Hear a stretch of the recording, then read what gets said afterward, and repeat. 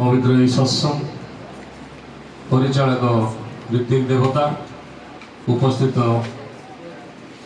ऋतिक देव विरंजी दादा परम प्रेम श्री ठाकुर अमृतचंद्र पुत पांधाधारी कर्मी भाई माने इष्ट प्राण गुरुभ्राता मंडली स्नेहमयी मातृमंडली ये ग्रामर समस्त सुधी सज्जन भक्त मंडली समस्त मोर हरिवास प्रीतिपूर्णरा यथायोग्य प्रणाम निवेदन करे। आज सत्संगर उद्देश्य आपण मैंने जानिले। आज हूँ जो पुत्र दुई जन आज व्रत बनाने आज अभिमंत्रित होती कथा आज दादा कहले। सुंदर परिवेश सृष्टि होती भजन कीर्तन कोरस अति मनज्ञ हो उठी ठाकुर आलोचना ये भजन कीर्तन माध्यम ही सरी जाए कहले अत्युक्ति होनी। दादा मत प्रारंभिक सूचना जेहेतु मुझे जड़े ब्राह्मण कर्मी से मत ये व्रतघर हूँ जेहेतु मत प्रारंभिक सूचना देवाई मुझे कही रखे ये जो विधान ये व्रतघर जो विधान ये विधान हूँ मनीष तैयारी विधान आर्य मुनि ऋषि मैंने ये विधान देते कि मनीष तैयारी हेब भल मनीषटीए ये संसार को आसो से ये विधान देते कर्पूर न थाई कना शुणिला भली आम ब्राह्मण माने ये कर्मतिक करूँ किंतु अन्य माने कहीं करती ना किंतु समस्त ये जिनस करने कथा ये गोटे खाली गोटे प्रथा अच्छी बोली आम मैंने करुचे सत यार कि प्रभाव आम उपर पड़ूना मुझे जड़े ब्राह्मण हिसाब से कहूँ कहीं ना आज से पुत्र को 11 वर्ष है आज जो कर्म आमर पंडित महाशय करुछंती शास्त्र मुताबक से विधि विधान करुछंती किंतु करने पूर्व गोटे प्रायश्चित होम करथिबे ठीक समय करना बोली गोटे अनाधित प्रायश्चित होम कर कर्म आरंभ करथिबे। ठाकुर कहते जो समय जहाँ करने दरकार ता जदि न करा जाए तार पाइबार वंचित हुए मनीष। आज कौन हुए ना ये जो कर्म आज करा जाउची एटा तीनिटा कर्म मार तीनिटा कर्म बापार आउ चारिटा कर्म गुरुंकर। आज गर्भाधान पुंसवन सीमतनयन जात कर्म एतक जाक माँ पेट्रे थिला बेले जेतबेले संतान सेतबेले करबा कथा वर्तमान करा जाउची तार विधि पालन करा जाउची किंतु तार विधान नुह एटा किंतु विधान नुह।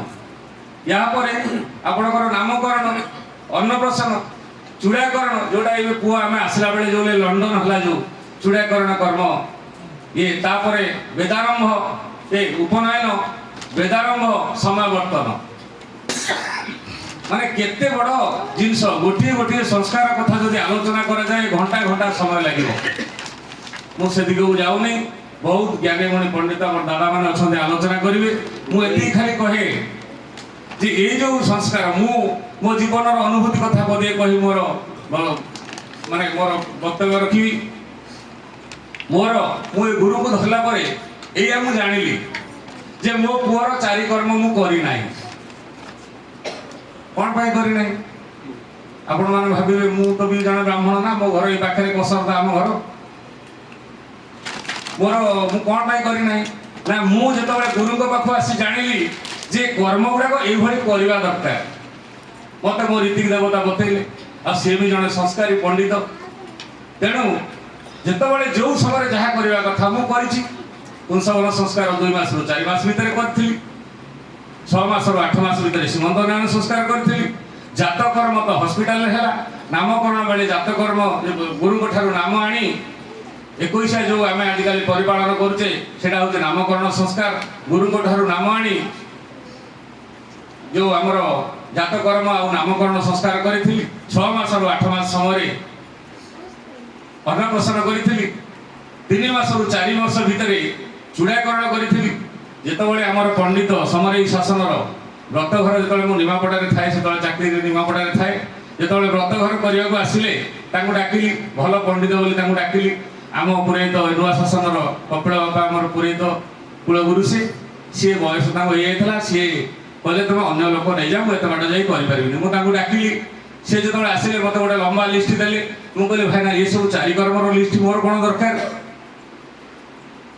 ନା 4 କର୍ମ କରିବେନି, ବ୍ରତଘର ଆପଣ କେମିତି କରିବେ? ମୁଁ କହିଲି ମୁଁ ତାକୁ ସାରି ଦେଇଛି। କେମିତି ସାରିଲେ? ମୁଁ କେମିତି ସାରିଲି ମାନେ 4 କର୍ମ କ'ଣ ଏଇ ସମୟରେ କରିବା କଥା? ମୋର କ'ଣ ଆପଣ ଅନାଦିତ ପ୍ରାୟଶ୍ଚିତ କରିଥାନ୍ତେ ଆପଣ?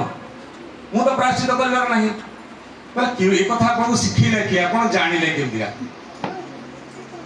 ଏ ହେଉଛି ମାନେ ଗୁରୁଙ୍କୁ ଧରିବାର, ଏ ହେଉଛି ଗୋଟେ ନୂତନ କଥା। ମାନେ ଆମର ଏଇ ଯେଉଁ ଆମ ଏଇ ସଂସ୍କାର ମାଧ୍ୟମରେ ଗୋଟିଏ କଥା କହି ମୁଁ ମୋର ବକ୍ତବ୍ୟ ସାଙ୍ଗ କରିବି, ସମୟ ସୀମିତ। ଏସବୁ ଦିଗରେ ଆଲୋଚନା କଲେ ବହୁତ କଥା। ଠାକୁରଙ୍କ ପାଖରେ ଜଣେ ପ୍ରଶ୍ନ କରିଥିଲେ ଯେ ଠାକୁର ଇଏ ମଣିଷମାନେ ଏଭଳି କାହିଁକି ସବୁ ବିଭ୍ରାନ୍ତି ହେଉଛନ୍ତି, କାହିଁକି ସବୁ ଏଭଳି ଜିନିଷ ସୃଷ୍ଟି ହେଉଛି? ଠାକୁର କହିଲେ ଇଂଲିଶରେ ମୁଣ୍ଡଟାକୁ କ'ଣ କୁହାଯାଏ? ସମସ୍ତେ କହିଲେ ମୁଣ୍ଡଟାକୁ ହେଡ୍ ବୋଲି କୁହାଯାଏ। ହେଡ୍ ଅର୍ଥ ଶ୍ରେଷ୍ଠ।